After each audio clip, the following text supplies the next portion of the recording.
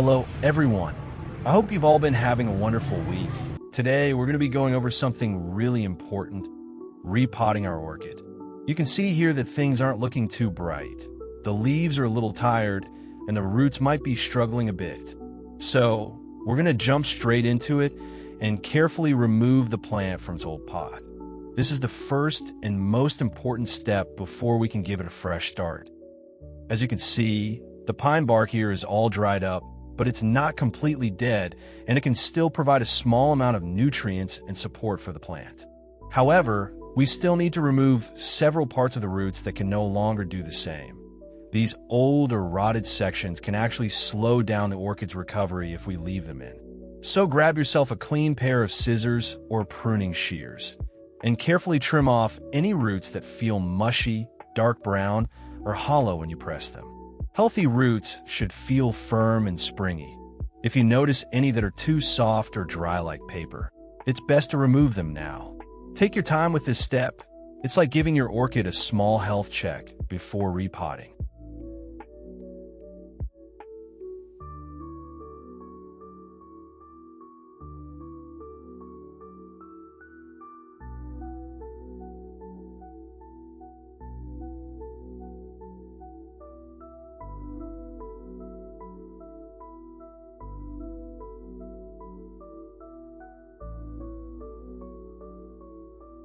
Now grab yourself a basin or a large bowl. Fill it with clean, room temperature water. Not too cold and not too warm, because orchids are quite sensitive to sudden temperature changes. Instead of using a water spray like we used to, this time we're going to give the plant a proper soak. This helps the roots rehydrate more deeply, especially after being in a dry or compact potting medium. Carefully place the orchid into the basin, making sure the roots are fully submerged. You'll notice that some air bubbles start rising up right away. That's a good sign. It means the dry roots are slowly soaking in water again. If the plant starts to float up, don't worry. You can use a small clean object like a stone, or even just your hand, to gently press it down. The goal is to keep the roots underwater without bending or damaging them. We're going to let it sit like this for around 15 minutes. During this time, the roots will absorb enough moisture to regain flexibility and strength. If you look closely, you'll see the color of the roots slowly changing, from a pale silvery shade to a healthy green tone. That's how you know they're getting hydrated. This soaking step also helps to soften any bits of old bark or moss still clinging to the roots, making them easier to remove later. Think of it like giving your orchid a short spa bath before moving into its new home. It relaxes the plant and prepares it for the next stage of repotting. After 15 minutes, our orchid has finished its soak, and you can already see the difference. The roots have turned from a dull, silvery color to a lively, healthy green, a sign that they've fully absorbed the moisture they needed. This soaking not only hydrates the plant, but also loosens up any dirt or old bark that might still be clinging to the roots. Now, before we take it out, let's give the orchid one final wash. This will help remove any lingering residue or soften bits of old substrate. Use clean, preferably filtered water. If you have rainwater collected, that's even better because orchids love its softness and purity. Gently swirl the plant around in the basin or pour water slowly over the roots. You'll see the tiny pieces of debris drifting away. As you wash, take a closer look at the roots. You'll notice some are thick and plump. These are the healthy ones. Others may look dark or hollow. It's a good moment to make a mental note of which areas might need trimming later. The more you observe your orchid now, the better you'll understand how it responds to care over time. Once the rinsing is done, carefully lift the orchid out of the basin. Let the excess water drip off naturally for a few seconds. Place it gently on a soft towel or a clean surface. Now, using a clean and dry cloth or tissue, we're going to wipe the leaves and roots. Start from the top, gently brushing along the leaves. Make sure to dry the undersides as well, since moisture there can attract pests. Be especially careful around the crown. That's the area right in the center of the leaves. Now, let's move on to preparing our fertilizer. For this simple homemade recipe, we're going to start with a teaspoon of sugar. Sugar is a great natural ingredient because it provides a small energy boost to the orchid and helps support beneficial microorganisms in the soil. Next, fill the container with about 500 to 600 milliliters of clean, room temperature water. This will help dissolve the sugar evenly and create a gentle feeding solution that the orchid can absorb without stress. Give the water and sugar a good stir until the granules are completely dissolved. Next, grab another clean container, and this time we're going to add a teaspoon of oatmeal. It might seem a little unusual, but oatmeal is actually a fantastic natural ingredient for orchids. As it soaks in water, it slowly releases carbohydrates and trace nutrients that help support root growth and overall plant health. Think of it as a gentle, natural energy boost for your orchid's roots. Once the oatmeal is in the container, pour in clean, room temperature water. This will allow the oats to soften and release their nutrients gradually. Take a spoon or stirrer and give it a thorough stir. Make sure all the grains are evenly mixed so nothing clumps together at the bottom. You want a smooth, uniform solution so the orchid can absorb the nutrients effectively later on. After stirring, set the container aside in a safe place for later use. We're going to start with the sugar solution first. Pour the mixture into a large cup or container. Make sure it's big enough for your orchid to sit comfortably. You don't want to plant cramped, so give it some space to rest. Once the container is ready, gently place the orchid in. This time, make sure only the leaves are submerged in the solution while keeping the roots above the liquid. It might feel a little unusual, but the goal here is to let the leaves absorb the nutrients directly without over-soaking the roots, which could cause problems if left too long. We'll let the orchid sit in the solution for about 20 minutes. During this time, the leaves will slowly take in the sugar and nutrients, giving the plant a gentle energy boost. After 20 minutes, carefully lift the orchid out of the sugar solution. Right away, you may start to notice some subtle but very encouraging changes in the leaves. They often feel slightly firmer, as if they're waking up from a long rest, and there's sometimes a gentle shine or sheen on the surface that wasn't there before, a clear sign that the leaves have absorbed the nutrients from the sugar water. Take a moment to really look at the plant. Notice how the older leaves, which may have appeared a little limp or tired before, are starting to regain structure. Even small improvements, like a tiny increase in firmness or a slightly brighter green hue. Now, let's move on to the oatmeal solution. We're going to combine it with the remaining sugar solution from earlier. Pour the leftover sugar water gently into the container with the soaked oatmeal. This way, we're mixing the two nutrient sources together so the orchid can benefit from both at the same time. Once everything is in the container, give it a gentle stir. Don't rush or shake it too hard, just enough to make sure that the sugar solution evenly coats all the oatmeal grains. Next, grab a clean tissue or soft cloth and dip it carefully into the combined sugar and oatmeal solution. Make sure it's fully soaked so that the leaves will actually absorb the nutrients as you wipe them. Once it's ready, gently take the tissue and start wiping the leaves of the orchid. Move from the base of each leaf toward the tip, using soft, even strokes. Don't press too hard. The goal is to coat the leaf surface with a nourishing solution, not to damage the plant. As you wipe, pay attention to both the top and underside of each leaf. The undersides are often overlooked, but this is where tiny dust particles or pests like to hide. By cleaning and feeding at the same time, we're helping the leaves stay healthy and photosynthesize more effectively. Take your time with this step. It's a slow and gentle process, almost like giving the orchid a mini spa treatment. You'll notice the leaves start to look a little shinier, and if you feel them, they often seem firmer and more resilient. This shows that the plant is responding to the nutrients we're providing. Next, we're going to take the orchid a step further. This time, we'll place the entire plant directly into the solution. Make sure the roots and the pine bark are fully submerged, while keeping the crown and leaves supported so nothing gets bent or damaged. We're going to let it sit like this for about 30 minutes. During this time, the roots will absorb the nutrients slowly, and the pine bark will also soak up some of the solution, creating a nourishing environment for the orchid. Think of it as a full-body soak for the plant.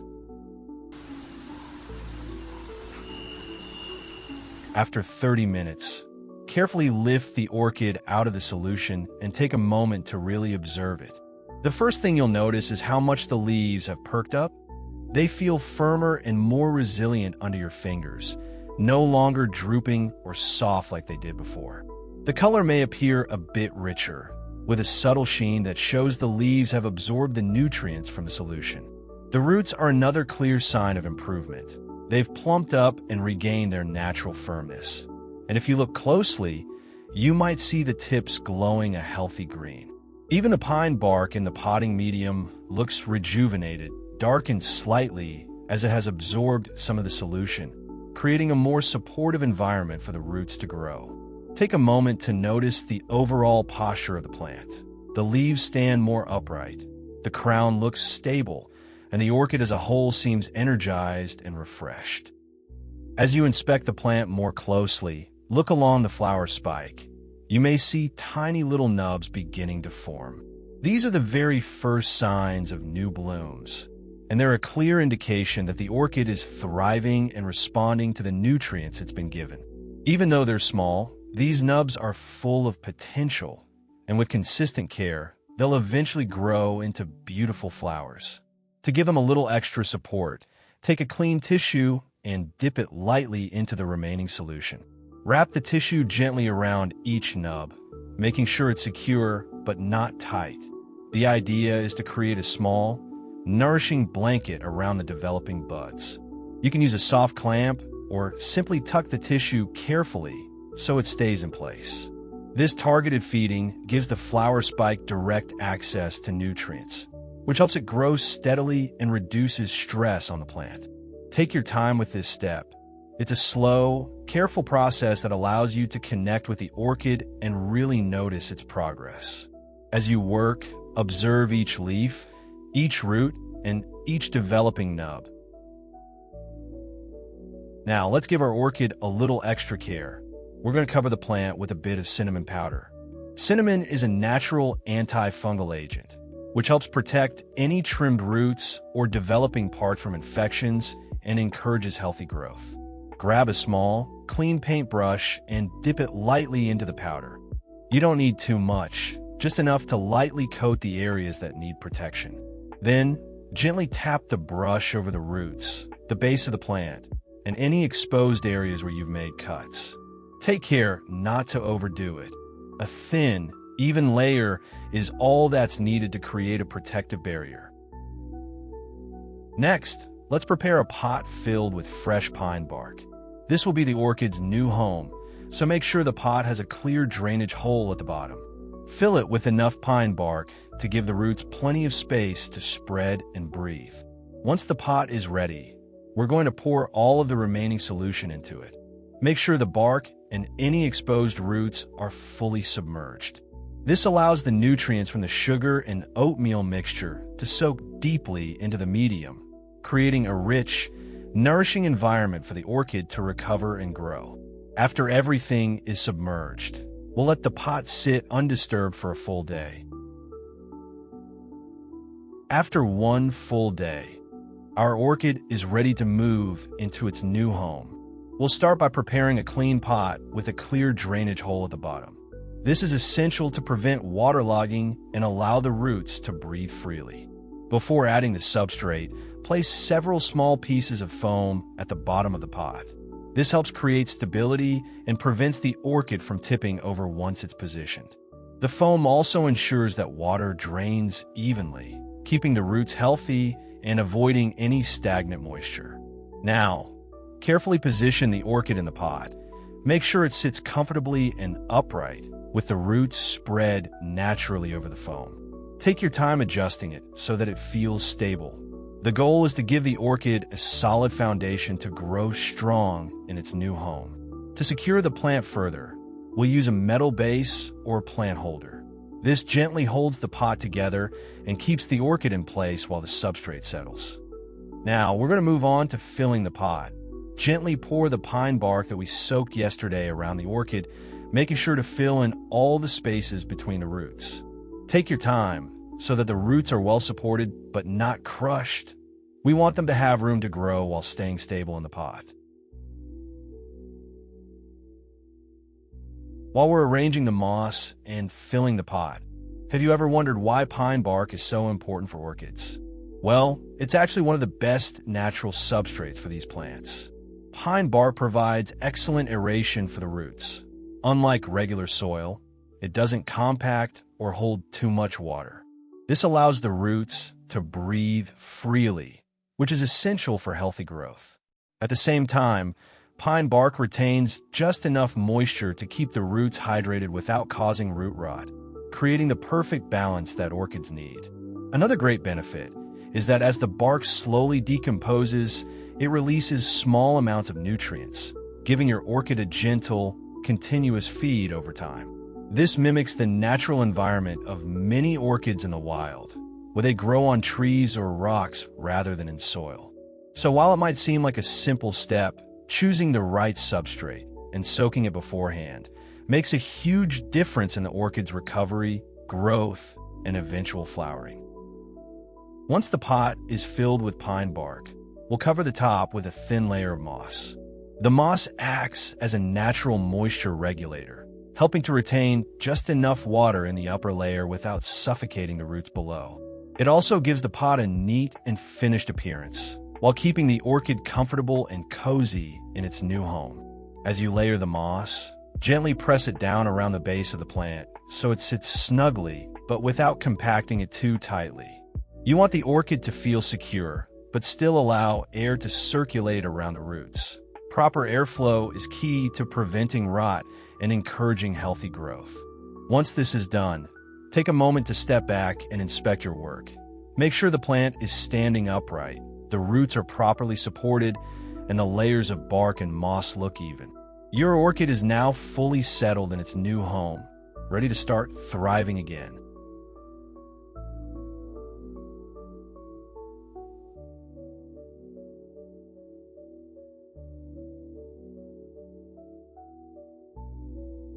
To make sure the orchid stays stable in its new home, we're going to use another base or support to gently secure the plant.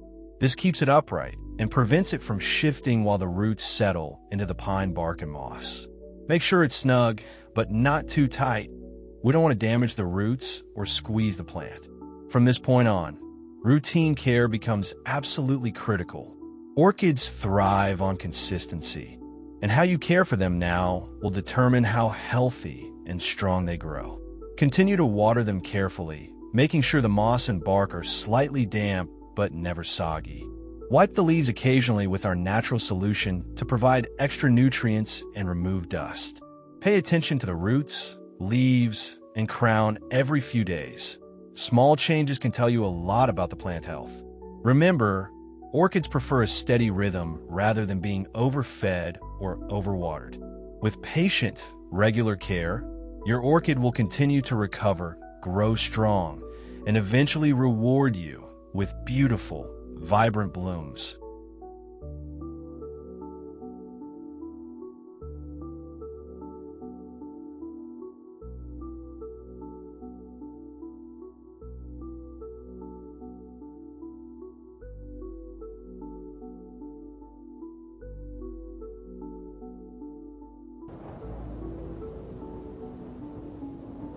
After 3 weeks, you can already see some big changes in the orchid. The leaves look firmer and healthier, standing more upright than before, and the color is richer, showing that the plant is absorbing nutrients and gaining strength. If you look closely at the roots, you'll notice they've plumped up nicely and are spreading steadily through the pine bark. Some even show fresh green tips, which is a clear sign of new growth. The moss on top is holding just the right amount of moisture, keeping the plant comfortable without being too wet. This is the visible reward for consistent, gentle care, Small, but meaningful improvements that show your orchid is thriving. You might even notice some early signs of flower spikes starting to emerge or tiny nubs forming along existing spikes. These are excellent indicators that your orchid is on its way to producing beautiful blooms. Taking a moment to observe these changes is important. It helps you understand how the plant responds to your care and encourages you to continue with your routine, giving it the best chance to fully recover and flourish. And there you have it. After consistent care and a little patience, our orchid has bounced back beautifully. From plump, healthy roots to vibrant, firm leaves, and even the first signs of flower spikes, you can see the results of nurturing it with attention and love. If you enjoyed this video and found it helpful, don't forget to give it a thumbs up, subscribe to the channel, and hit the notification bell so you won't miss our next orchid care tips. Share this with friends or fellow plant lovers. The more orchids we care for, the more blooms we'll see around the world. Thank you so much for watching, and until next time, keep growing, keep nurturing, and keep blooming with your orchids.